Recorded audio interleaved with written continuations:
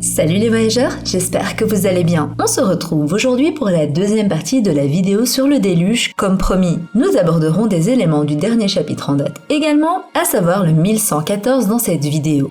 Et toi, cher voyageur qui passe par là, je te vois. N'oublie pas d'activer la cloche d'or de Chandora et de t'abonner pour faire partie de l'aventure Logpause. Vous êtes nombreux à regarder les vidéos sans être abonnés et c'est bien dommage. Donc n'hésitez pas à nous rejoindre sur le navire, direction Loftel. Sur ce, commençons la vidéo. Nous allons tout d'abord parler du déluge qu'on avait mentionné dans la première partie de la vidéo. Et nous allons donc partir de deux postulats. Le déluge est inévitable et il n'y aura aucun déluge. Nous allons donc voir les arguments qui laissent sous-entendre qu'il y aura un déluge dans tous les cas et ceux qui laissent penser l'inverse. Le déluge aura lieu quoi qu'il arrive. Nous allons donc commencer par voir les arguments qui favorisent l'idée que le déluge aura bel et bien lieu. Premièrement, nous avons les paroles de Barbe Blanche et Roger au chapitre 576, 603 et 967. Barbe Blanche disait que le monde serait retourné de manière inévitable et que la marine et le gouvernement mondial redoutent ce moment. Ils redoutent l'arrivée de l'homme qui les défiera et qui causera une guerre d'envergure mondiale, ne laissant pas d'autre choix à Im que de provoquer un déluge comme il y a 800 ans et causera également un nombre incalculable de morts. Cette certitude émane des paroles de Barbe Blanche qui fait comprendre qu'à un moment ou un autre, l'inévitable arrivera, me laisse penser qu'un nouveau déluge aura bel et bien lieu et que c'est après cela, après la défaite de Im, qu'un nouvel aube se montrera. Mais à quel prix, me demanderiez-vous ? Eh bien, si l'on part du principe que l'on fait face au plus grand ennemi de Joy Boy qui règne sur le monde, siégeant sur le trône depuis 800 ans, il est normal que les conséquences soient immenses. En ce qui concerne les paroles de Roger, il propose à Riley de retourner le monde avec lui au chapitre 603, mais il se rend compte à la fin de son parcours, au chapitre 966 à 968, qu'il était venu beaucoup trop tôt. Donc, Roger n'a pas pu vivre ce déluge, mais il viendra tout de même car il est venu trop tôt pour en témoigner. Ensuite, j'aimerais revenir sur la prédiction de Shirley vis-à-vis du sort de l'île des hommes-poissons. Elle disait que Luffy détruirait l'île, mais je me demande si sa prédiction ne signifie pas en réalité que Luffy soit la cause indirecte de la destruction de l'île. En effet, si Luffy défie Im-sama, si Luffy est l'homme que redoute la marine et le gouvernement mondial, il est celui qui bouleversera le monde et provoquera une guerre d'envergure mondiale. En effet, Luffy est le guerrier libérateur et donc ses intentions sont bonnes. Mais cela ne signifie pas qu'il n'est pas responsable de ses actes parce que ceux-ci sont justifiés. Luffy agit pour la bonne cause, mais pour permettre la libération des peuples, des conséquences irréversibles sont inévitables. C'est pour cela que Shirley disait que Luffy sera le responsable de l'éradication de leur île. C'est car il est l'homme tant redouté dont Barbe Blanche parlait. Ainsi, le déluge qui est inévitable sera l'ultime recours de Im-sama face à son ennemi juré, Joy Boy. Et c'est ce déluge qui détruira Marie-Joase, Redline ainsi que l'île des hommes-poissons. Et les hommes-poissons pourront remonter à la surface en toute sécurité grâce au géant bateau de Noah, comme dans l'histoire racontée dans les livres sacrés où seuls sont ceux qui ont fait confiance à Noah et qui sont montés sur l'arche ont survécu à la pluie qui a frappé la terre. Entre autres, pour que le bateau de Noah réalise son devoir le jour du serment, il faut que le déluge ait lieu. C'est un peu un événement inévitable car faisant partie de la prophétie. Continuons en mentionnant maintenant le chapitre 1113 de One Piece qui est le porteur de la révélation que le monde finira dans l'eau. Cette information que Vegapunk nous révèle est très lourde car le monde entier l'a écoutée et Koda termine le chapitre sur ça. Toute cette tension depuis plusieurs chapitres qu'on a ressenti avec le message qui doit être délivré et les doyens qui se regroupent à 5 pour l'en empêcher me fait dire qu'une information comme telle ne peut pas simplement servir d'élément d'intrigue et de tension avant que le protagoniste ne sauve miraculeusement la situation. Si nous avons à nouveau une sorte de compte à rebours et que Luffy permet d'éviter cela, ça serait un peu casser toute la préparation derrière l'arc de Egghead et le message de Vegapunk. Quand de grands noms comme Roger et Barbe Blanche sont transparents sur le fait que le monde finira retourné et que Vegapunk qui a 500 ans d'avance sur le monde nous informe que le monde finira sous l'eau, je suis confiante à l'idée que le poids des personnages et des paroles qu'ils évoquent font office de confirmation par l'auteur que le déluge aura lieu. Des indices et informations présents dans de nombreux chapitres tels que le 305, 431, 444, 480, 576, 603 et d'autres que je n'ai pas retrouvés, une construction narrative derrière préparée depuis longtemps par l'auteur, la présence d'îles célestes et flottantes, l'envie de Iceberg à faire de Water 7 un navire ou une île flottante, etc. Tout cela ne peut qu'aboutir à un déluge pour permettre à la prophétie de l'arche de Noah de se réaliser, comme dans les récits religieux dont l'auteur s'est inspiré. Maintenant parlons de l'autre hypothèse, celle que le déluge n'aura pas lieu, signe du triomphe de Luffy sur Im-sama à la bataille finale. En effet, l'idée que le déluge est le ressort ultime de Im-sama auquel elle ne pourra pas avoir recours à cause de Luffy se défend en soi car nous sommes dans un shonen et le héros finit toujours par vaincre. Ainsi, il faudrait prendre les paroles qu'on a déjà mentionnées plusieurs fois dans un sens figuré plutôt que propre en se disant que Luffy empêchera l'eau d'engloutir le monde grâce à l'aide de pirates expérimentés dans le domaine. En effet, Rayleigh, Crocus, Shanks et d'autres personnages comme Iceberg, bien qu'ils ne soient pas un pirate, semblent savoir des choses et se sont donc préparés ou ont tenté de mettre des choses en place.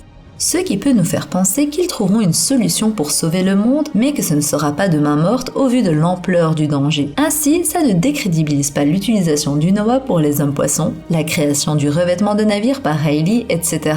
Ils en auront bien besoin et ils empêcheront Im-sama d'effacer Joy Boy à nouveau de l'histoire. Néanmoins, je préfère quand même la première idée, à savoir qu'un déluge aura lieu et que Luffy l'emportera quand même, sauvant l'humanité et permettant un nouvel aube. Im-sama, déesse de la lune. Dans l'univers de One Piece, la lune occupe une place importante bien que les détails sur son rôle et son importance ne soient pas pleinement explorés. La lune, cet astre mystérieux qui veille silencieux sur le monde de One Piece, joue un rôle intrigant dans l'histoire de cette saga épique. Bien que son influence ne soit pas toujours évidente, elle est souvent présente en arrière-plan, suggérant des liens profonds avec les éléments et les personnages de l'histoire.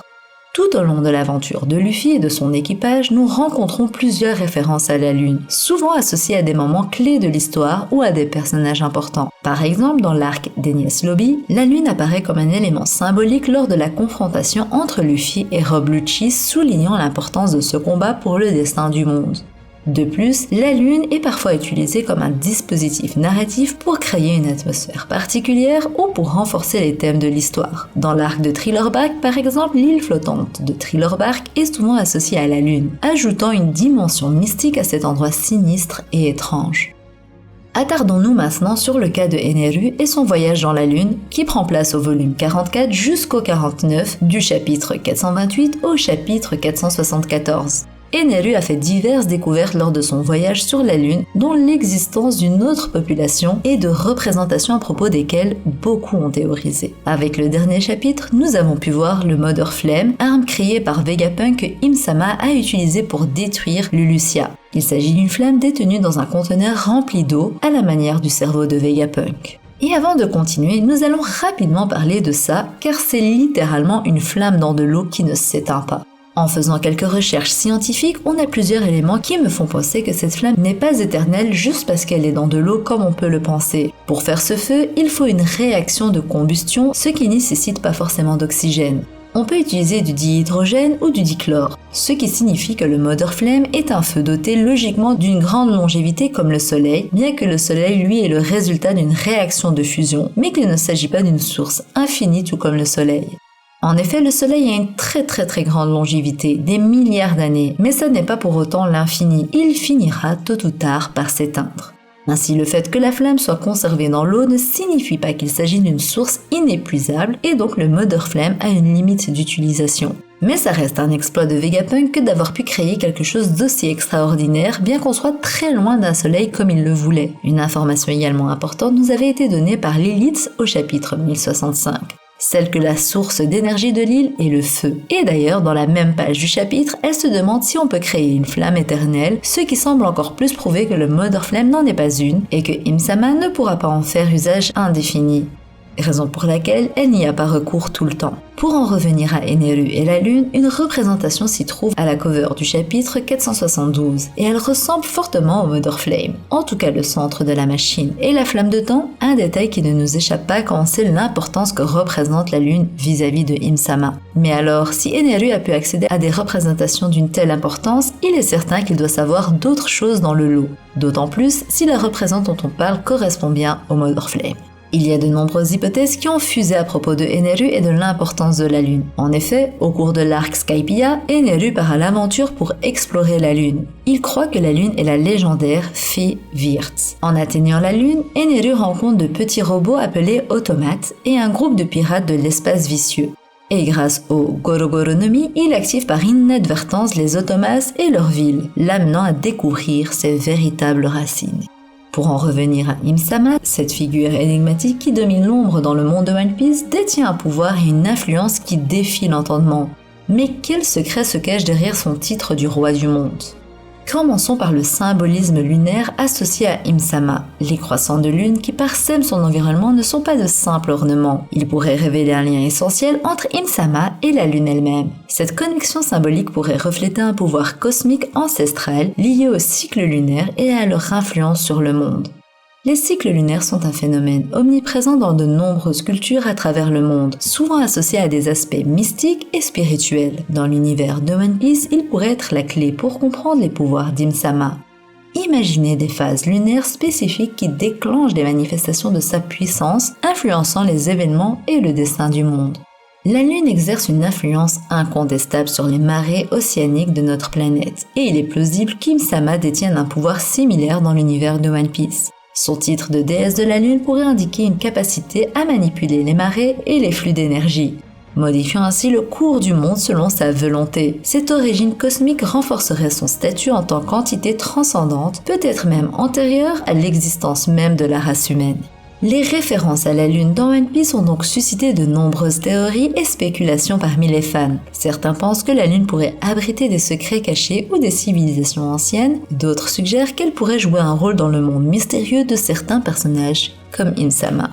Enfin, plongeons dans le rôle d'Im-sama dans le cycle perpétuel de renouveau de One Piece. Elle pourrait être la gardienne des équilibres cosmiques intervenant lors de moments de crise ou de transformation pour réinitialiser l'ordre du monde. Son pouvoir pourrait être essentiel pour maintenir l'harmonie entre les forces de la création et de la destruction, assurant ainsi la pérennité de l'univers de One Piece.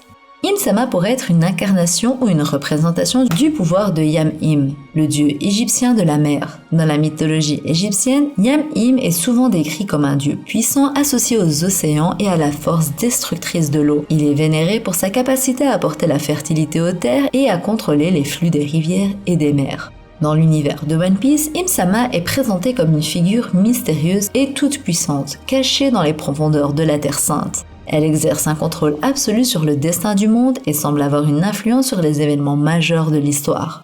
Cette théorie postule qu'Im-sama pourrait être une divinité ou une entité divine associée aux océans de One Piece, tout comme Yam-im dans la mythologie égyptienne. Son pouvoir pourrait se manifester à travers le contrôle des marées, la capacité de déclencher des catalysmes naturels tels que des tempêtes ou des tsunamis, et même la faculté de gouverner les fonds marins. De plus, Im-sama pourrait être vénérée comme une déesse par les habitants de One Piece, en particulier ceux qui vivent près de la mer ou dépendant de ses ressources. Son influence sur les océans pourrait être cruciale pour l'équilibre écologique et la survie de nombreuses civilisations insulaires.